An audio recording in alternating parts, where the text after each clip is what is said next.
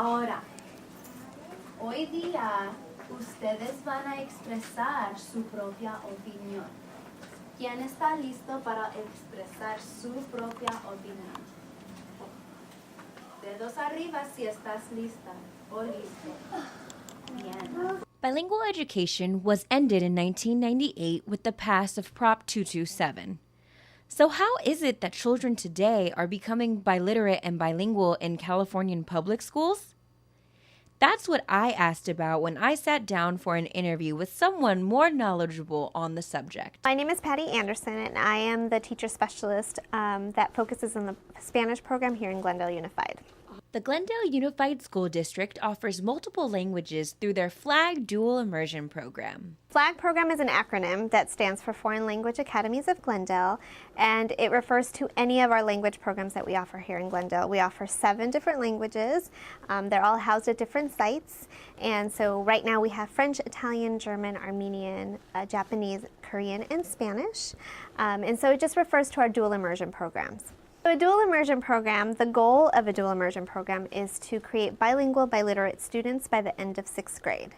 So what we have done is we've created programs in all the languages I mentioned, and we have 2 different models here. We have a 90-10 model and we have a 50-50. The 90-10 model pertains to our languages that we call Romance languages, which are Spanish, Italian, German, and French. So we spend more time in that particular language in the early years, and our 50-50 programs is half a day, and that pertains to our Korean, Japanese, and Armenian programs. In Glendale, we felt that there needed to be more time devoted to the languages like Korean, Japanese, and Armenian because of the different character set. We have to learn a whole new alphabet, so it's not like our alphabet, so we need to devote more time. So we felt that it was better for those programs to devote a 50% of the day in that language and 50% in English. For our Romance languages, it has been researched that it's the most effective to spend a lot of time immersed in that language for you to become bilingual and biliterate. So that's why we spend 90% of the day in kindergarten in the target language. So when I say target language, it refers to Spanish, it refers to German, it refers to Italian or French, and the children are only hearing English 30 minutes a day. They're only instructed for that long a day. Since bilingual education was banned in California, how did the F.L.A.G program come to be?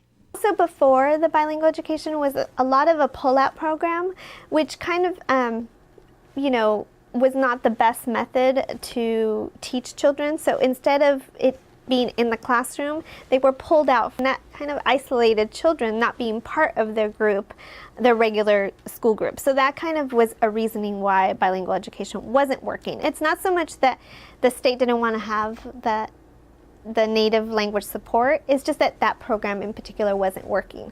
So 10, 11 years ago, with Prop 227, that eradicated bilingual education from the public schools, there was a grant called the Title VII grant. And so the bilingual programs that existed in Glendale, a lot of parents wanted to maintain that bilingual integrity. They really wanted their kids, and in that time it was only Spanish, they really wanted to keep the native language alive. So the only way they could do that, because bilingual education was we could no longer do bilingual education, we converted that program into a dual immersion program. In 2002, it started with 19 students, and it's grown now 11 years later to almost 2,200 students enrolled in a dual program throughout the district. So it started off as really small at one particular school site. It's grown to, like I said, 6 other languages other than Spanish, and just grew in popularity. Once the public started finding out about what they were doing at Edison Elementary and keeping the Spanish native, that language alive, we really wanted to do more. So we just expanded the program to other languages, and now we have applications and wait lists and people just kind of clamoring for these programs.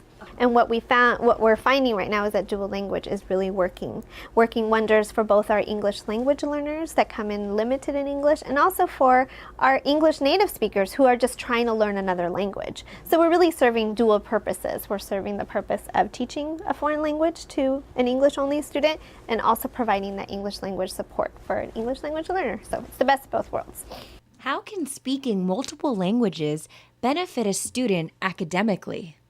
Recently, there's been a lot of research, scientific research, that says that the brain really is being, it's like a muscle. So the more you exercise it, just like anything, the better it's going to become, the stronger it's going to be.